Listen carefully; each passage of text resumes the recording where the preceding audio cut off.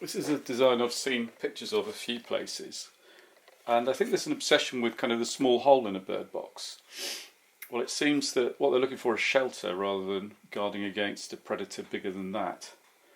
That one came together quite quickly, and I've got quite a lot of scrap wood. So I've started to think about a batch, so I'll get 4 fronts out of that. So I think I'm going to commit to making 4 of these for friends, family and around the garden. So you see the way this overlap goes. Because of that, these are different lengths. So here's one pair that I've already cut, and then I've cut out of this one another pair, and then we're on our way to another 4 of these boxes.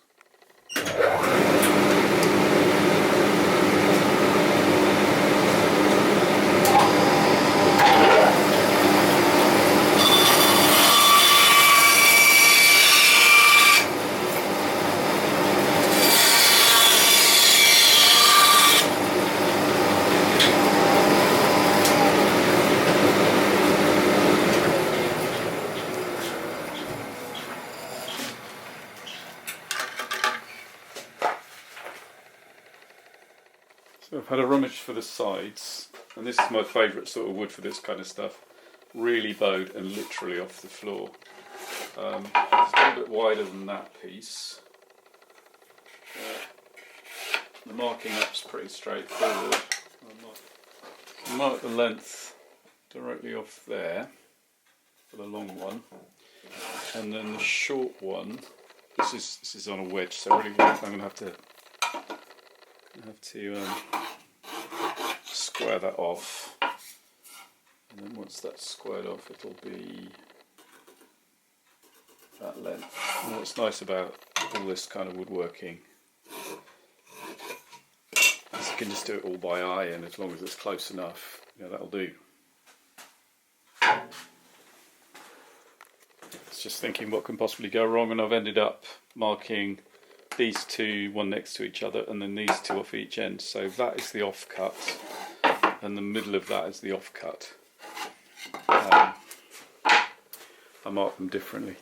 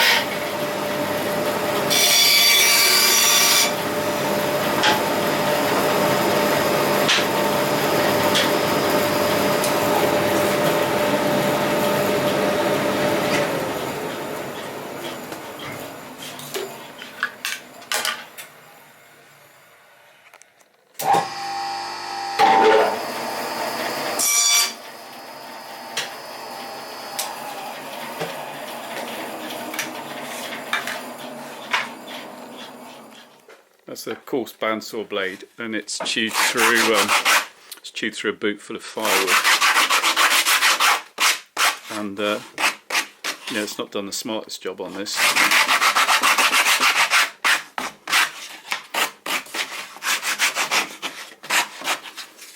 but it doesn't matter.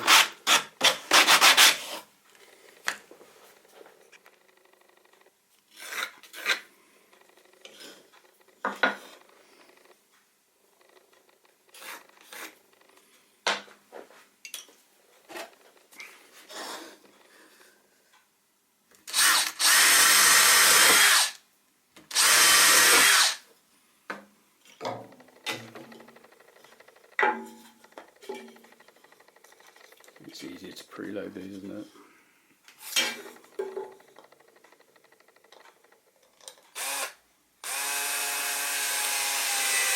And also giving it, moves it like that to get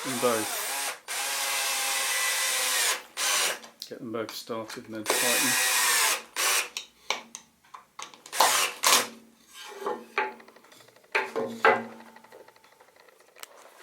The roof pieces are going to be just the same.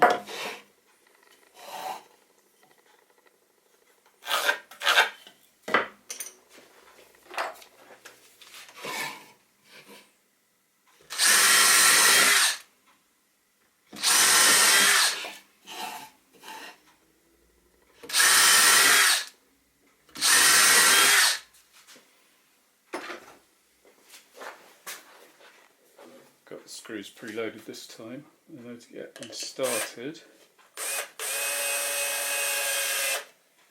And then the other one started.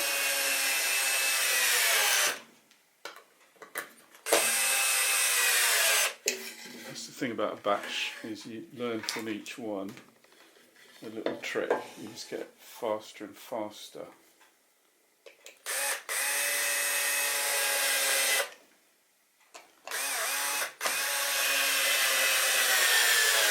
So if I was making 20 of these, I'd be standing here with the radio on, and you're knocking out roofs.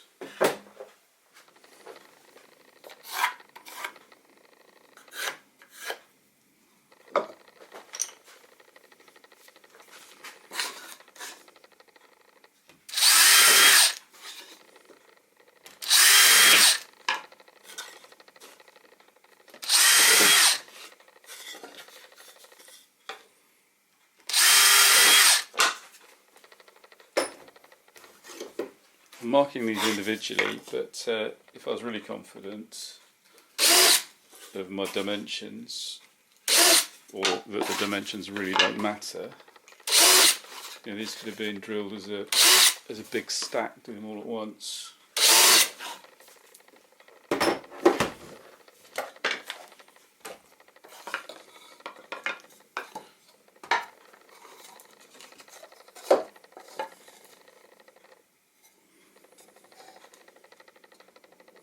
Sticks out a little bit over the edge, but it's only a bird box, not charging any money for it. Yeah, really the objective here is as much not to burn the wood.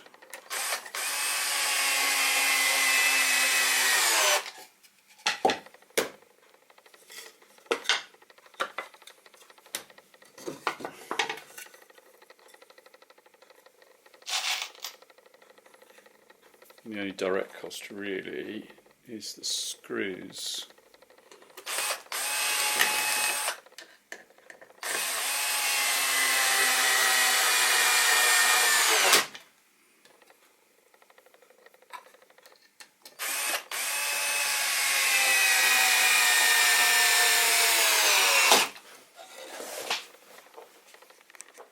It just occurs to me that another reason to mark these up individually is when I mark that and that one, that's quite a strong curve, so getting the hole in the right position,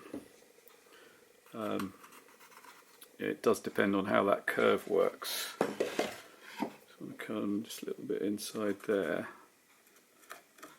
so hopefully that will work out.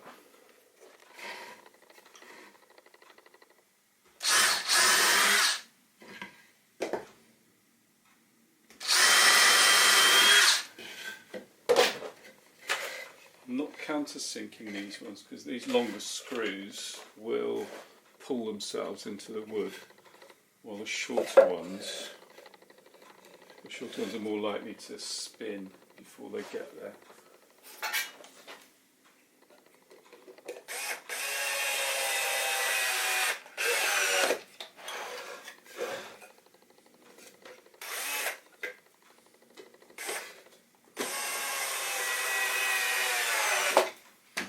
So I can just keep going, it'll go below the surface. So that's all but finished. Just need my little mounting bracket on the back. So what I've done for the mounting brackets, I had an offcut. I've made some squares, drilled a hole, and then I'm going to screw that just in the top there.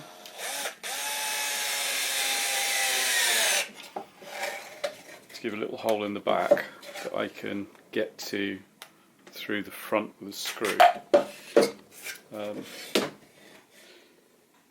Probably going to paint these green, so I might take these pieces out again, paint them overnight, and then they'll be ready to go. I'm seeing a friend tomorrow, so I might take him one. So first coat, paint drying, get another coat on overnight, and then hopefully ready to go in the morning. This was a front piece that I got wrong. I hadn't allowed for the thickness of the wood each side, so I've just reused that as the back for the screw to go through. Another method I thought of using was to put a metal angle bracket. We'll go that way, wouldn't it? That way around to get the screw in there and screwed into here. So you know, any number of ways of solving this.